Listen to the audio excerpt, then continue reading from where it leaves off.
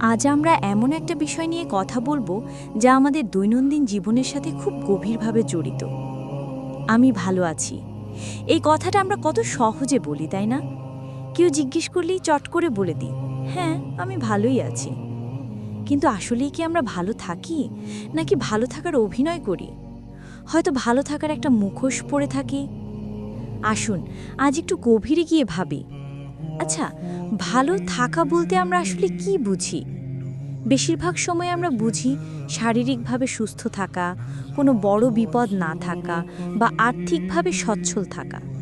কিন্তু মানসিক শান্তি, আত্মিক তৃপ্তি, সম্পর্কের উষ্ণতা, এগুলো কি ভালো থাকার অংশ নয়?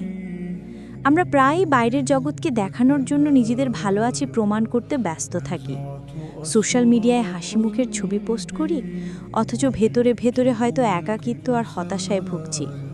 এই যে একটা দ্বৈত জীবন, এটা কি আমাদের সত্যিকারের ভালো থাকতে সাহায্য করে? কেন আমরা ভালো থাকার অভিনয় করি? এর পিছনে অনেক কারণ থাকতে পারে।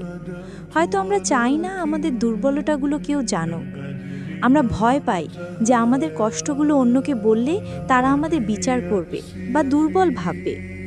কখনো কখনো আমরা নিজেদের সমস্যাগুলো এত জটিল মনে করি যে মনে হয় কেউ বুঝবে না, তাই চুপ করে থাকি।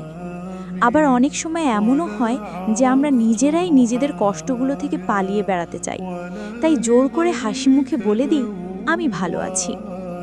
এই অভিনয় আমাদের সাময়িক স্বস্তি দিলেও দীর্ঘমেয়াদে তা আমাদের ভেতরের যন্ত্রণা আরও বাড়িয়ে তোলে। কিভাবে আমরা সত্যিই ভালো থাকতে পারি? সত্যিকারের ভালো থাকার জন্য প্রথম ধাপ হলো নিজেকে স্বীকার করা যে হ্যাঁ, আমি সবসময় ভালো থাকি না। নিজের অনুভূতিগুলোকে চিনতে শিখুন, সেগুলোকে সম্মান করুন। যখন কষ্ট হয় তখন কষ্টটা অনুভব করুন। নিজের ভেতরের কথাগুলো বিশ্বস্ত কারোর সাথে শেয়ার করুন।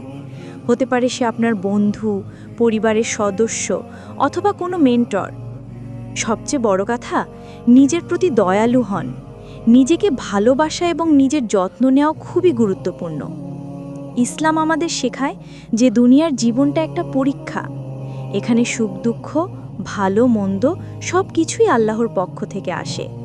আল্লাহ তাআলা পবিত্র কোরআনে বলেছেন, আর আমি তোমাদেরকে অবশ্যই পরীক্ষা করব কিছু ভয়, ক্ষুধা এবং ধন সম্পদ, জীবন ও ফসলের ক্ষতির মাধ্যমে, আর তুমি ধৈর্যশীলদের সুসংবাদ দাও। সূরা বাকারা 155। এই আয়াতে আল্লাহ স্পষ্ট করে বলে দিয়েছেন যে তিনি আমাদের পরীক্ষা করবেন। তাই যখন আমরা কোনো কষ্টের মধ্য দিয়ে যাই, তখন এটা মনে রাখা উচিত যে আল্লাহ আমাদের দেখছেন এবং তিনি জানেন আমাদের জন্য কি ভালো। আমরা যখন হতাশ হয়ে পড়ি, যখন মনে হয় সব কিছু শেষ, তখন আল্লাহর কাছে ফিরে আসা উচিত। তিনিই একমাত্র সত্তা যিনি আমাদের সব কষ্ট দূর করতে পারেন। রাসূলুল্লাহ সাল্লাল্লাহু আলাইহি ওয়াসাল্লাম বলেছেন, কোনো মুসলিমের উপর যে কোনো কষ্ট, রোগ, দুশ্চিন্তা, দুঃখ, কষ্ট এবং পেরেশানি আসে, এমনকি তার পায়ে কাঁটা বিঁধলেও আল্লাহ এর বিনিময়ে তার পাপ মোচন করে দেন। বুখারী ও মুসলিম। আমরা যদি সত্যিই ভালো থাকতে চাই, তবে আমাদের আল্লাহর উপর পূর্ণ ভরসা রাখতে হবে। তিনি আমাদের একমাত্র আশ্রয়, তিনি আমাদের সব সমস্যার সমাধানকারী। যখন আমরা মন থেকে বলি আলহামদুলিল্লাহ, সমস্ত প্রশংসা আল্লাহর জন্য, তখন এর অর্থ শুধু সুখের সময় প্রশংসা করা নয়, বরং দুঃখের সময়ও তার উপর আস্থা রাখা। কারণ তিনি আমাদের সবচেয়ে বড় ভরসা।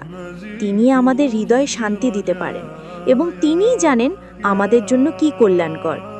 আল্লাহ সুবহানাহু ওয়া তাআলা আমাদের সবাইকে সত্যিকারে ভালো থাকার তৌফিক দান করুন এবং তার উপর পূর্ণ আস্থা রাখার শক্তি দিন।